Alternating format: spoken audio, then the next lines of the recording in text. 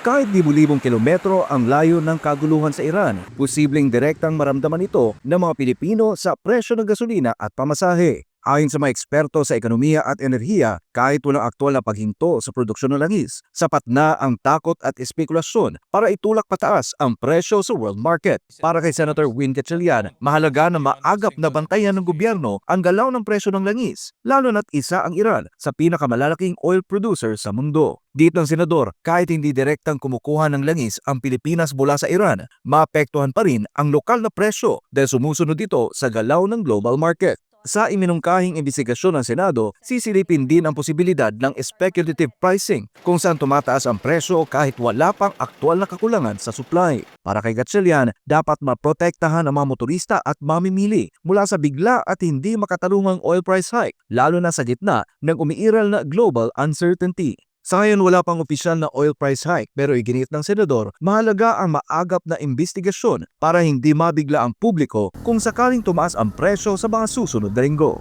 Para sa Diyos at sa Pilipinas kung mahal, Troy Gomez nag-uulat, SMNI News.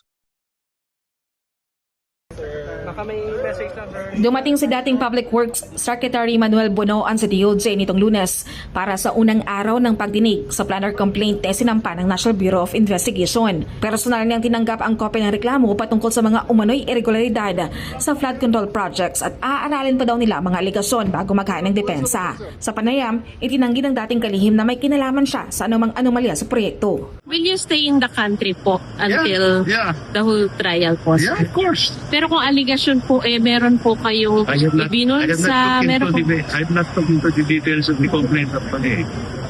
That's why, siguro, by tingnan namin lahat. Any assurance to the public, sir? May gusto po kayo sabihin sa publiko? Well, we'll try to look into all these allegations that are dapat to, certainly, sure, sasagot naman natin. Wala po kayong binol sa sir. Gusto niyo po sagutin yun? Wala pa. Malinis yan. Pero itinatanong niyo pong sagot sir. No show naman sina Senator Jinggoy Estrada at dating Senador Bong Revilla, nagkapwa respondents din sa mga reklamo. Paliwanag ni DOJ spokesperson Attorney Paulo Martinez, hindi pa obligadong sumipot ang mga ito dahil ang pagdinig ay para pa lamang sa pagtanggap ng mga dokumento at records mula sa National Bureau of Investigation. This was done to their counsel, so they did not have to appear. And they are scheduled to appear at the next scheduled hearing for the submission of their counter affidavits.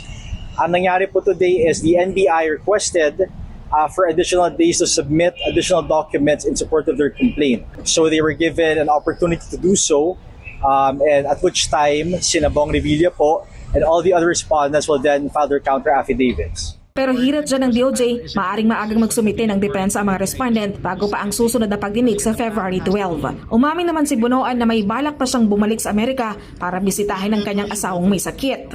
I'm just waiting for yung schedule for the operation. Is she better, sir? Your wife? Okay naman siya? She's still undergoing medication kasi. Bagamat nasa ilalim ng Immigration Lookout Bulletin Order, nilinaw ng DOJ na hindi nila maaaring pigilan ang pag-alis ng dating opisyal. Kapag under sila ng Immigration Lookout Bulletin Order ng Bureau of Immigration, bantay sarado. So any movement that they make across different jurisdictions will be closely monitored. And yung pag-ask nila ng permission o pagbigay nila ng notice sa DOJ is just their indication of good faith. But in the grand scheme of things, legally, that yung Department of Justice is in no position to say, sige, pwede ko umalis, sige, you can stay, you can move different jurisdictions. Again, may constitutional right to travel pa po kasi sila habang hindi pa sila akusado. Samantala si dating DPWH Bulacan District Engineer Henry Alcantara at kontratistang si Sally Santos na parehong state witness sa flood control scandal, dumating din sa DOJ para sa nagpapatuloy na investigasyon. Si Sally Santos, kinailangan pang akayin dahil sa hirap na ito sa pag-akyat dahil sa iniindang arthritis. Dumating din ang mga PDL na sina Bryce Hernandez at JP Mendoza na gwardyado ng BJMP. Naghain sila ng counter affidavit para sa kinahaharap nilang tax evasion complaint. Samantala kinumpirma naman ng DOJ na naisampa na laban sa mag-asawang Diskaya ang reklamo para sa dalawang kaso nang umano'y hindi nila pagbabayad ng tamang income tax return sa Bureau of Internal Revenue habang ang reklamo para sa iba pang 3 kaso pinasura ng prosecution. Those 3 other cases referred to, ano naman po yan, ibang tax. Hindi siya income tax, it's excise tax.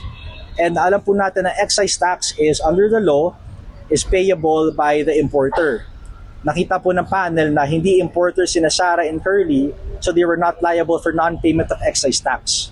Ang may liability po magbayad ng excise tax would be yung nag-import talaga, kung kanino nila binili yung mga kotse. Para sa Diyos at Pilipinas, kumahal, Margaret Gonzalez, SMNI News.